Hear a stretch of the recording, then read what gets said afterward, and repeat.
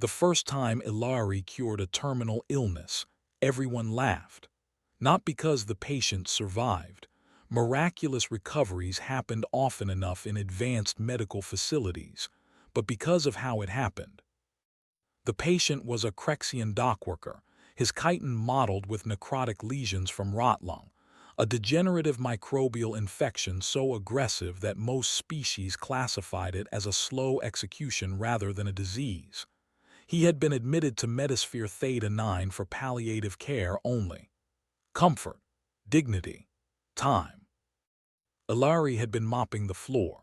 She was 17 cycles old by her species count, small-framed, soft-bodied, her skin faintly translucent with gentle bioluminescent veins pulsing beneath the surface.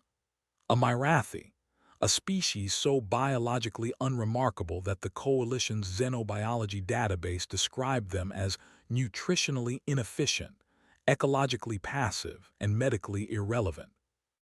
She had bent to reach beneath the patient's grave bed, and then a noise, a smell, a soft, embarrassed squeak of mortification. The room's air scrubbers spiked. The Crexian stopped coughing.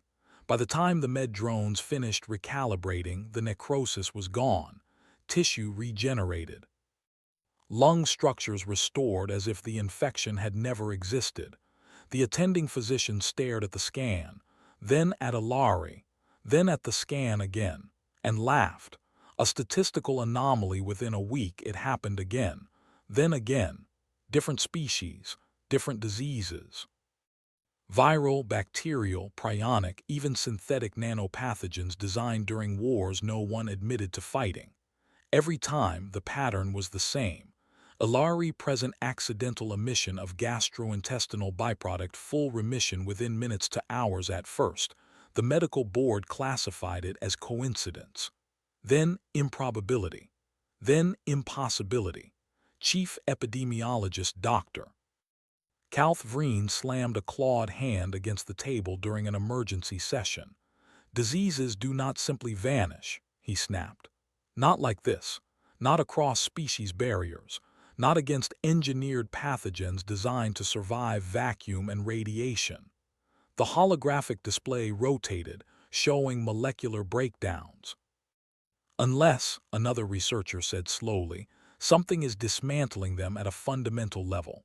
The room went quiet. They replayed footage, zoomed in, filtered spectrums invisible to standard sensors, and there it was. Aerosolized particulate matter emitted from Ilari's digestive tract, microscopic luminous spores riding on methane-rich gas, living, adaptive, intelligent. The spores bonded aggressively to pathogenic organisms, rewriting them, disassembling harmful code, converting lethal disease into inert biological compost. A cure, universal, delivered via fart. Someone snorted, someone else laughed harder. Then the laughter died. Containment Ilari was escorted, politely, gently into a research wing under the guise of routine testing. She apologized constantly. I didn't mean to, she kept saying, hands clasped tight in front of her chest. I'll try to not do it again. No one corrected her. They didn't need her to stop. They needed her to continue. Within days, Theta 9 became the most secure medical facility in Coalition space. Entire wings sealed, data classified, airflow rerouted through kilometers of filtration to capture every spore. They stopped calling it flatulence. They called it adaptive symbiotic emission, ASE. The joke stopped when the first council courier arrived carrying samples from the orphaned belt plague, a disease that had wiped out 3 mining colonies and was spreading faster than containment could keep up. Ilari was brought into the chamber wearing a thin environmental gown, eyes wide, feet bare on the sterile floor. She looked at the dying patient, then at the ring of observers, then whispered, Do you want me to? No one answered. She turned away, mortified, and let it happen. The plague died in under 60 seconds. The galaxy reacts. News leaks are inevitable, especially when entire planets stop dying. Within a month, infection curves across known space collapsed. Hospitals emptied. War zones paused mid-conflict to treat soldiers who should have been corpses. The galaxy celebrated. Then the question started. Who owned the cure? Who controlled access? Who decided who deserved to live? Ilari watched debates she didn't understand play out on screens she wasn't allowed to turn off. They stopped asking her name. They referred to her as Asset ASC-1. A corporation offered to buy her species' homeworld outright. A military bloc proposed protective custody. A pharmaceutical consortium calculated profit margins so large the AI doing the math crashed.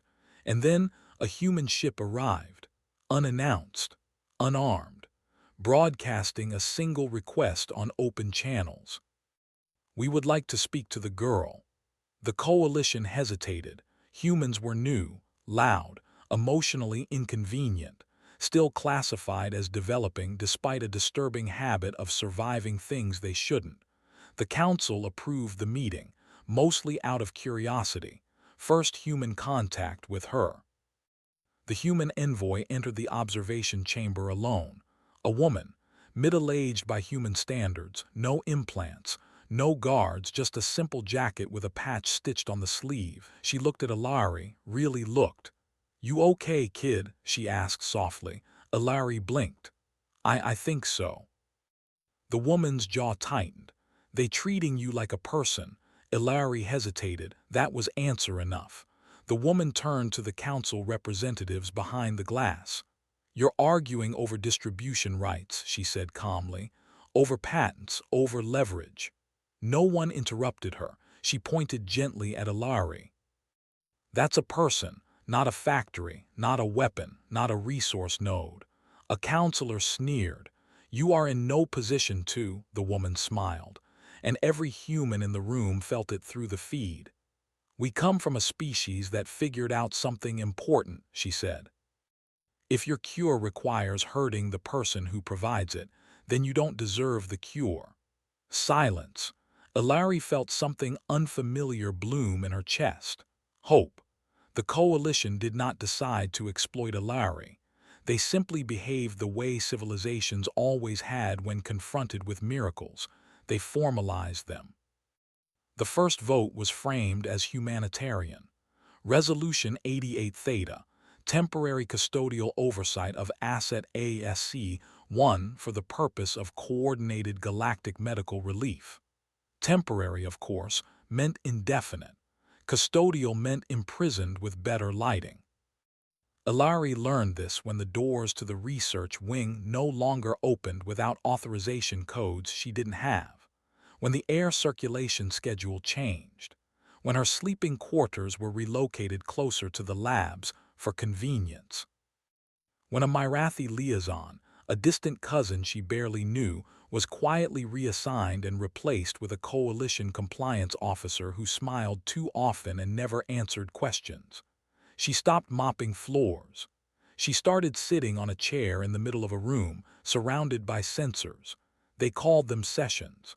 Optimization. The scientists were careful at first. "Please," they said. "When you're ready," they said. "No pressure," they lied. They adjusted her diet, measured output, altered atmospheric composition to increase spore viability.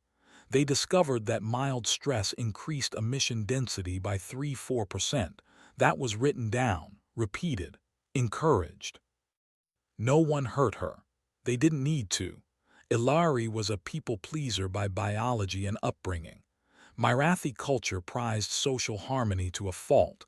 Conflict avoidance was practically encoded into their genome. So when they asked her to stay longer, she stayed. When they asked her to repeat the process, she apologized and did. When she cried quietly afterward, no one noticed, or pretended not to. The cures kept flowing. Entire sectors stabilized, and the galaxy's appetite grew. The market reacts. You cannot end disease without bankrupting an industry. Pharmaceutical conglomerates watched their stock valuations plummet as entire product lines became obsolete overnight. Military research divisions lost leverage when biological deterrence stopped working. Insurance algorithms collapsed. Someone was going to pay. So the proposals came. One corporation suggested gene harvesting, a non-lethal extraction of Ilari's symbiotic spores for mass production. Another suggested relocation to a controlled environment, far from destabilizing emotional influences. A third asked, in perfectly legal language, whether the Myrathi qualified as full sentience under pre-contact definitions. The human envoy watched every briefing, listened, waited. Humans ask the wrong questions. Ambassador Elaine Porter did not argue about profit curves. She asked about sleep schedules. How many hours does she rest uninterrupted? The room stalled. What consent protocols are in place?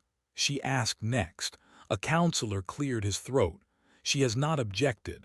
Porter nodded slowly. That's not what I asked. They showed her charts, mortality reductions, lives saved. The math was flawless. Porter looked through the glass at Ilari, small on her chair, hands folded, eyes downcast. How old is she developmentally? Porter asked. 17 Myrathi cycles, someone replied. Equivalent to. A kid, Porter said flatly. No one contradicted her. The line is crossed. The breaking point came quietly. A memo. Proposal 12K, induced continuous emission via neural stimulation. Estimated output increase, 240%. Ilari didn't understand the technical language. She only understood the last line, translated automatically into plain coalition standard. Subject discomfort acceptable within non-lethal parameters. She asked to speak to the human again. The request was denied. Security protocols, they said. Too much outside influence. Ilari sat alone that night and hugged her knees, bioluminescence dimming to a sickly pale blue. I just wanted to help, she whispered to no one. Humanity responds. The coalition expected outrage. They expected legal challenges, sanctions, harsh words. They did not expect logistics. Human hospital ships began rerouting, not away but toward Theta 9. Medical teams arrived unarmed, offering support, staff, infrastructure. We'll help, they said. For free. Coalition administrators welcomed the assistance until they read the fine print. Human staff refused to participate in any procedure without informed consent. They documented everything. They asked Ilari how she felt, asked what she wanted, asked if she was tired. No one had ever asked her that before. Can I go outside? She asked one human nurse, timid. The nurse blinked. Yeah, of course you can. Security protested. Human doctors stopped working. Patients noticed. So did the media. The quiet threat. Ambassador Porter returned to the council chamber. This time she brought documents. Under Coalition Sentient Rights Accord, subsection Human Interpretation, she said calmly, forced biological exploitation constitutes abuse. A counselor scoffed. Your interpretation is not binding. Porter smiled faintly. No, she agreed, but our response will be. She tapped the console. Human ships began leaving. Medical support withdrew. Data sharing stopped. The flow of human expertise, quietly propping up half the coalition's emergency response systems, ceased. Disease didn't come back, but panic did, because the humans hadn't threatened war. They had simply refused to cooperate.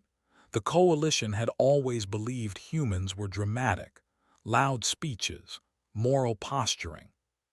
Symbolic gestures that made for good broadcasts and changed very little. So when humanity's response to Proposal 12K was paperwork, the council relaxed. They misunderstood what humans were doing. Humans were not protesting. They were drawing boundaries. The day the humans stopped asking. The first real sign came from Ward Aurelia, one of the largest multi-species treatment centers on Theta 9. Human doctors walked out, quietly, professionally. No shouting. No accusations.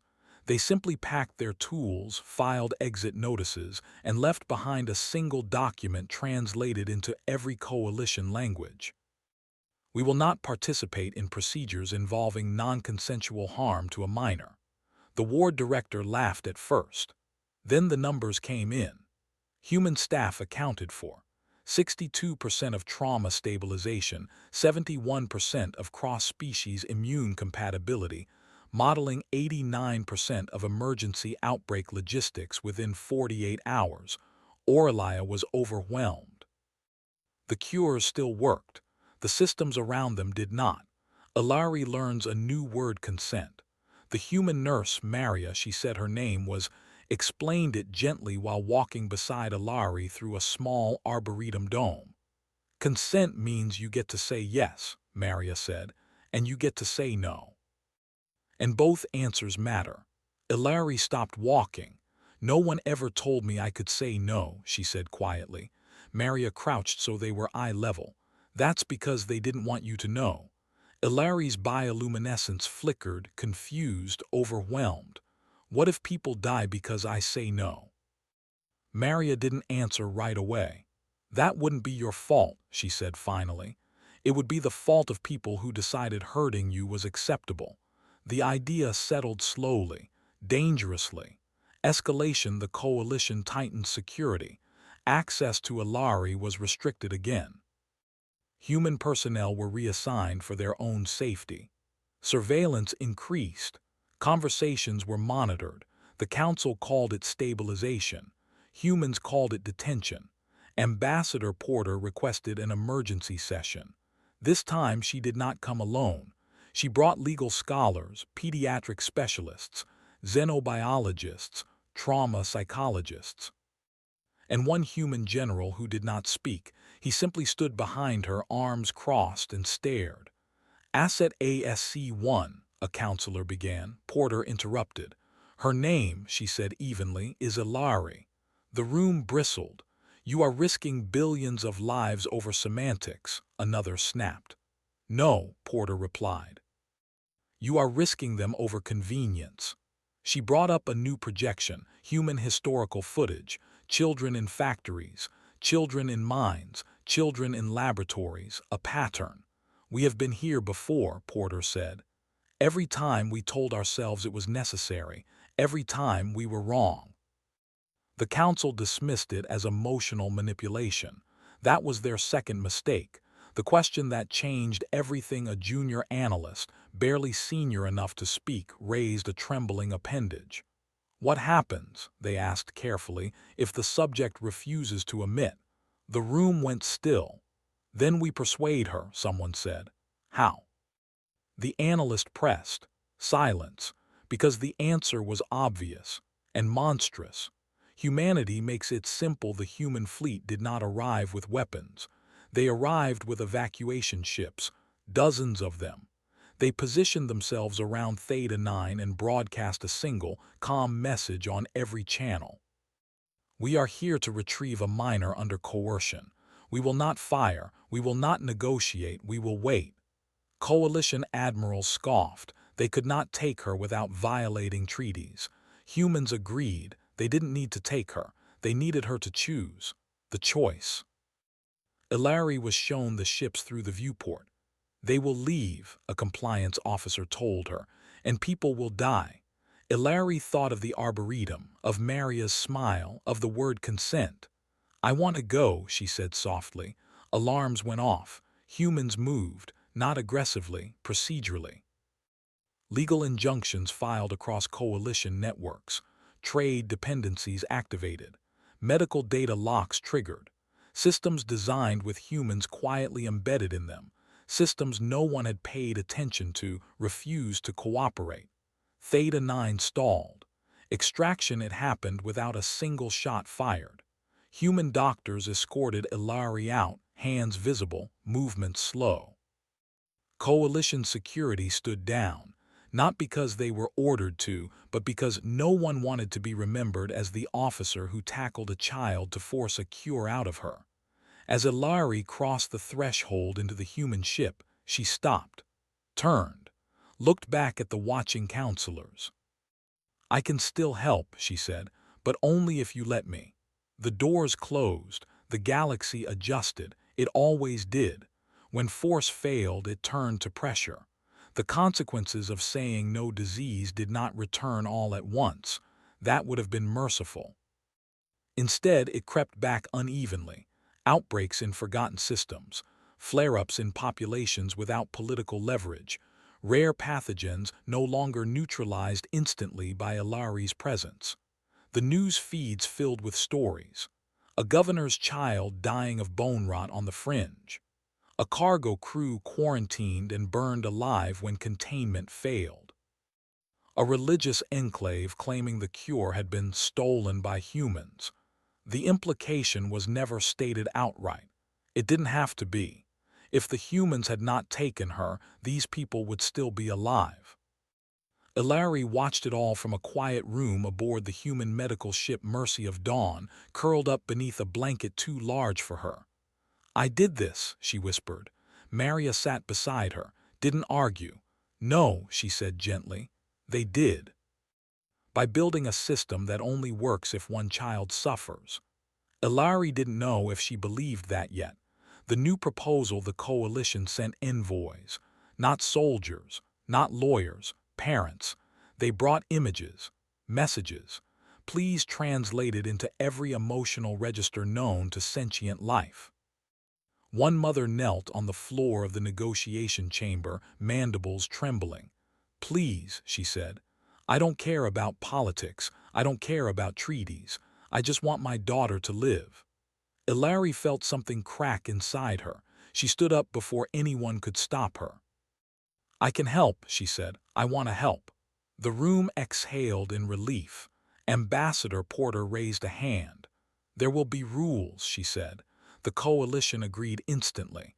They always did until the rules inconvenienced them. The rules Ilari would choose when, where, and how she helped. No induced stress.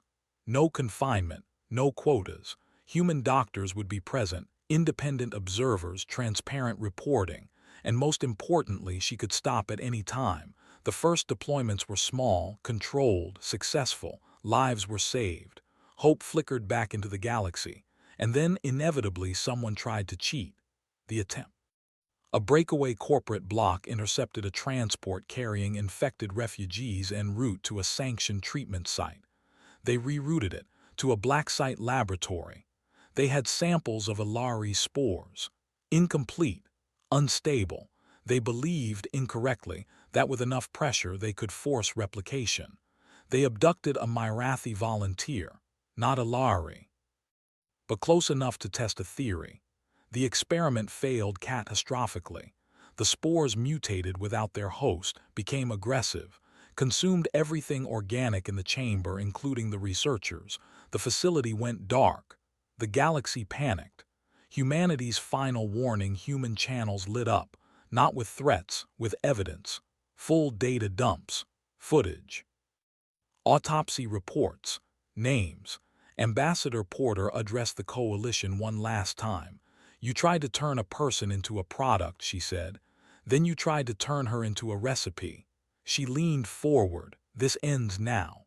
Humans announced a new framework: open-source medical collaboration, distributed research. No single point of failure, no single living cure.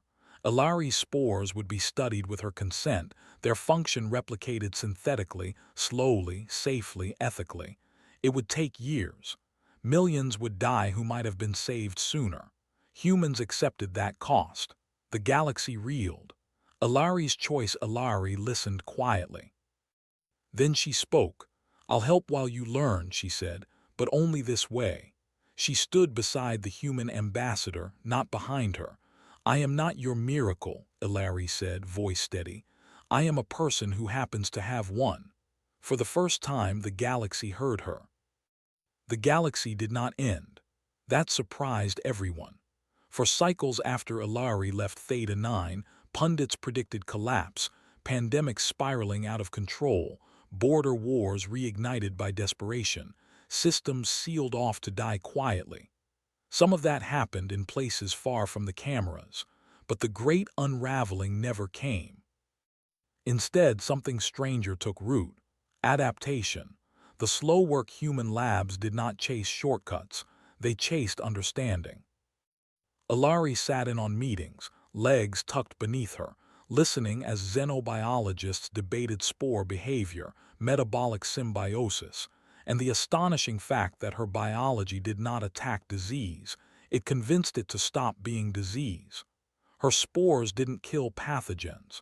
They re-educated them. That insight changed everything. Instead of weaponizing the effect, researchers focused on mimicking the conversation, chemical signaling, adaptive feedback loops, restraint rather than eradication. Progress was slow, painfully slow, but it was real, and it did not require hurting anyone. The Galaxy Learns Patience Coalition worlds grumbled. They always had. But as the first synthetic analog treatments rolled out, less powerful than Ilari's natural ability but scalable and safe, resistance softened. Lives were saved, not all but enough.